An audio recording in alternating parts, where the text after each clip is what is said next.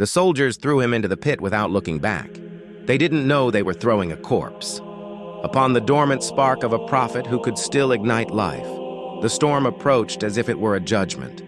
4 men ran down the hill carrying a body wrapped in rags. They had stripped him of all dignity, but not of mystery. He was one of their own, killed in battle, but there was no time for mourning. A band of Moabite raiders was approaching at a furious pace, and burial protocol no longer mattered. They threw him into the first open grave they found. And then everything changed. The ground shook. No one saw him, but in the darkness of that grave, the lifeless body collided with dry bones. These were no ordinary bones. They were the remains of the man who had parted rivers with his cloak, healed poisoned waters, and summoned wild bears to punish mockeries against his faith. They were the bones of Elisha, the prophet cursed by kings and worshipped by the people. His flesh was gone, but his fire was not. When the body touched the remains, something invisible exploded like an electric current in the air. The dead man's flesh trembled. His eyes, until a second ago closed and rotten, opened as if awakening from a nightmare. He breathed. He screamed. He pounded the walls of the tomb as outside the men fled, unaware that they had just thrown their comrade into an impossible resurrection. And this is where the real story begins.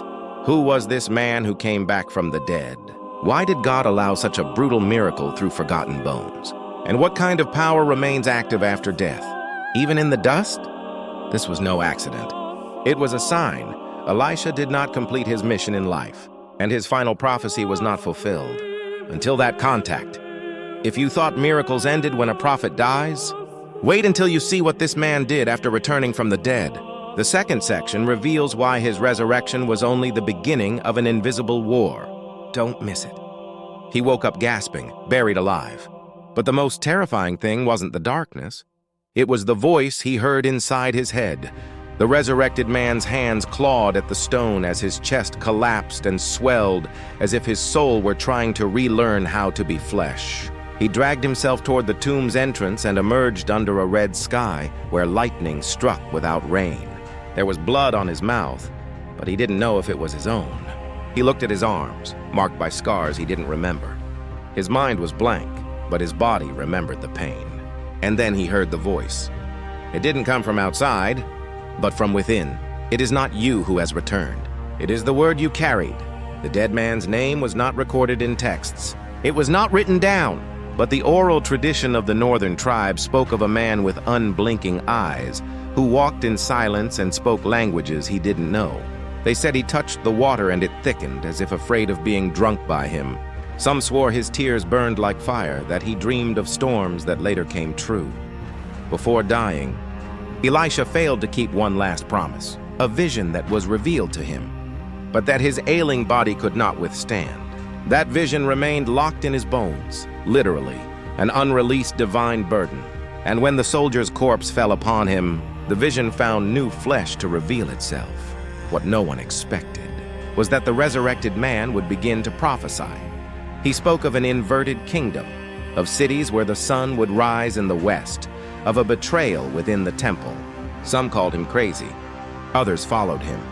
The elders of the council trembled because what he said coincided with a scroll hidden in the archives of the prophet Elijah, a sealed prophecy that Elisha never repeated in life. And now it was being unleashed. But who was really speaking through the resurrected man? Was it Elisha? Was it God? Or something else that used that death as a portal? In the next section, you'll learn about the prophecy Elisha never spoke in life and how the resurrected man became a living weapon. Because he didn't come back to live, he came back to warn, and time was running out.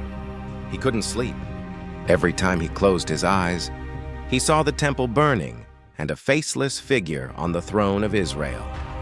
The resurrected man walked through dusty villages, followed by crowds who didn't know whether to love him or fear him. With each step, his skin seemed more alien, as if the body resisted containing what now inhabited it. He spoke softly, but everyone listened. He said things no human could know, names of children yet unborn, sins hidden beneath royal robes, maps of destroyed cities, centuries before they existed. One night in a cave, he drew on the stone with ash. It was an eye. And inside the eye, a sword. No one understood the symbol. But the elders knew what it meant. It was the seal of a lost prophecy, the judgment of the house of Israel for a future crime yet to be committed.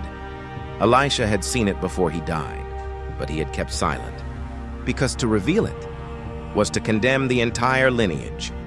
But now, that word was alive within a man who had never been a prophet. One who spoke as if every sentence were a judgment. One night, while he slept, he had a vision. He was in the most holy place of the temple, but there was no ark, only smoke, blood, and a hooded figure sitting on the throne. The figure spoke in a language that hurt. Every syllable made his nose bleed. He woke up bathed in sweat with the word usurper carved on his arm. Like a burn, the priests began to fear him. The king sent for him, and when they tried to capture him, something happened that no one expected.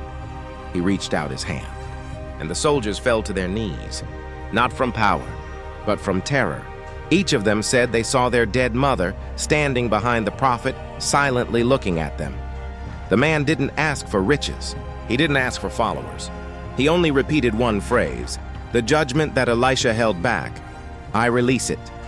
In the last section, you will discover the final judgment, Elisha's true vision, the lineage that was to fall, and why the prophet's body was not buried, but hidden. What is coming is not a prediction. It is a fulfillment. The day the resurrected one arrived in Jerusalem, the sky didn't darken. It burned in silence, as if the sun knew that justice would come not with noise, but with ashes. 40 days had passed since the dead man returned to life.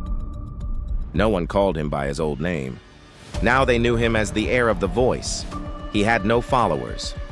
He had witnesses, and each one swore they had seen signs, snakes emerging from sealed wells, idols weeping blood, and a 7-year-old boy who spoke in ancient Aramaic to warn, he is no longer just a man. The king of Jerusalem, knowing that the resurrected one was approaching, closed the doors, not for fear of an army, but of a single word. For the scribes already knew what Elisha had seen before he died, that one of the future kings would be the reincarnation of an ancient shadow, a usurping spirit that once inhabited Babylon and would try to sit on the temple throne. Elisha didn't live long enough to say who it would be, but the vision now spoke through new flesh. The resurrected man entered the city through a crack in the wall, like water seeping before a collapse. He walked toward the temple, each step causing the ravens to abandon the trees. As he arrived, he pointed to the altar. He said nothing. He just knelt. And then the earth opened again, exactly as in the days of Korah. A crack tore through the temple floor. Fire burst from the depths, not as a flame, but as a living breath. A presence emerged. It wasn't God. It was the vision itself, personified, as if judgment had been waiting for the right body to manifest itself. The hooded figure from the dream descended. Only now it had a face, that of the current king, and the resurrected man cried out for the last time. The word does not die with the prophet. It lives in the bones, and it is unleashed when time rots. The fire devoured the altar, the throne, the idols. It didn't destroy the temple. It purged it. And when the smoke cleared, the man was no more. Only his robe remained, burned, but intact. Some say he was taken. Others say he only returned to Elisha's bones. The story of Elisha's bones wasn't just an isolated miracle. It was an interrupted prophecy, a power that refused to be buried. And if the word still lives in the bones, how many graves are waiting to speak again?